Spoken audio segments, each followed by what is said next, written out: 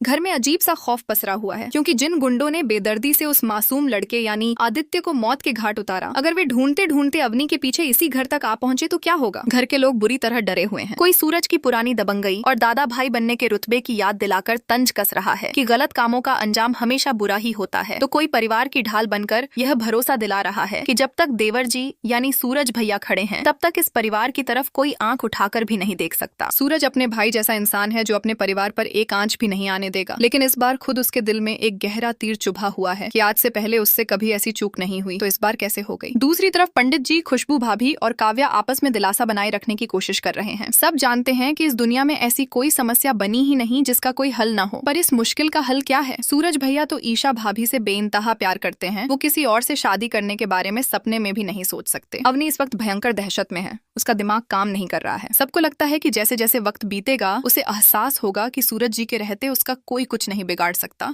और वो शादी की यह बेतुकी जिद छोड़ देगी। काव्या अपनी ईशा भाभी को उम्मीद देती है कि सब ठीक हो जाएगा, क्योंकि इस प्यार ने पहले भी न जाने कितने तूफान झेले हैं और जीत हमेशा सच्चे प्यार की ही होती है। लेकिन कहानी में असली बारूद तो तब फटता है जब ईशा अवनी के कमरे में कपड़े और खाना लेकर जाती है। अवनी की हालत पागलों जैसी हो चुकी है। वह ईशा के सामने हाथ जोड़कर गिड़गिड़ाने लगती है, आप जो कहेंगी मैं करूंगी, बस दादा भाई से मेरी शादी करवा दीजिए। अपने पति से कहिए कि वो मुझसे शादी कर ले। ईशा का कलेजा मुंह को आ जाता है। अवनी रो रो कर कहती है कि वह उन दोनों के बीच कभी नहीं आएगी, किसी कोने में पड़ी रहेगी, पर शादी करवा दो। ईशा का गुस्सा फूट पड़ता है। वो दुनिया के लिए दादा भाई होगा, पर वो मेरा सूरज है, मेरा पति है। तुम एक पत्नी से उसका पति कैसे मांग सकती हो। इस पर अवनी जो जवाब देती है वह ईशा के रोंगटे खड़े कर देता है। अवनी चीख कर कहती है, क्योंकि आपके पति ने मेरे पति को मरने दिया। आपका पति सबके सामने मुझे मंडप से उठाकर लाया है। ईशा साफ कह देती है कि सूरज शादी करेगा या नहीं यह फैसला वह नहीं ले सकती। अगर ले पाती तो आज यह नौबत ही न आती। अवनी पलटकर कहती है कि अगर आप फैसला नहीं ले सकती तो मुझे आपसे कुछ नहीं चाहिए। शादी कोई बच्चों का खेल नहीं जो गुस्से में लिया जाए। गुस्सा शांत होने पर सिर्फ पछतावा बचता है, पर यहाँ ईशा और सूरज का रिश्ता सुलझने की बजाय और उलझता ही जा रहा है। रात के सन्नाटे में सूरज और ईशा के बीच का तनाव चरम पर पहुंच जाता है। ईशा जमीन पर सोने की तैयारी करती है तो सूरज कहता है कि आपको यहाँ सोने की जरूरत नहीं है, मैं चला जाता हूँ। ईशा का गुस्सा 7वें आसमान पर है कि जब से अवनी यहाँ आई है उसने ना कुछ खाया है ना पिया है। अगर उसकी तबीयत बिगड़ गई तो ये ब्रह्मचारी क्या करेगा। सूरज सफाई देने की कोशिश करता है कि वह तो सिर्फ आदित्य और अवनी को मिलाना चाह रहा था, उनकी मदद कर रहा था। ईशा कड़े शब्दों में कहती है कि अपनी गलती पहले कभी मानी है जो अब मानोगे। सूरज हटता नहीं, लेकिन ईशा उसे जाकर यह सोचने को कहती है कि उसकी जिद ने कैसा सैलाब ला खड़ा किया है। दोनों के बीच की दूरियां और लंबी होती जा रही हैं। एक ही छत के नीचे रहकर भी दोनों एक दूसरे से मीलों दूर महसूस कर रहे हैं। अगली सुबह ईशा फिर से अवनी के पास जाती है और उसे समझाने की कोशिश करती है कि आदित्य की जगह कोई नहीं ले सकता,